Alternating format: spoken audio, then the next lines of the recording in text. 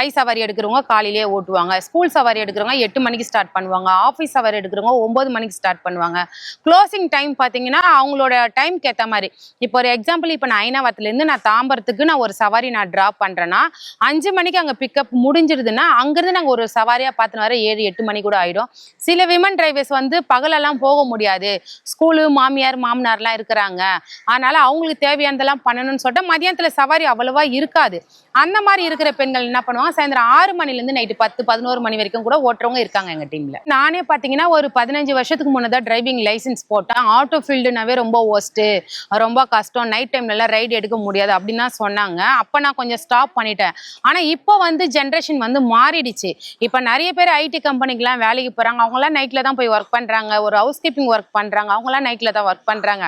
So நம்மளோட choice தான், நம்மளோட இன்கம் அதிகமாக வேணும்னா நைட்டில் ஓட்டலாம். அதனால வந்து பெரிய பிரச்சனைலாம் இல்லை. ஸ்டாண்டுன்ற ஒரு விஷயத்துல தான் ஜென்ஸோட கம்பேர் பண்றப்ப லேடிஸ்லாம் இங்க வரக்கூடாது, இது எங்களோட ஸ்டாண்டு, இதுல சேரணும்னா இவ்வளவு பணம் கட்டணும் அப்படின்லாம் வந்து எங்களுக்கு டிமாண்ட் பண்றாங்க.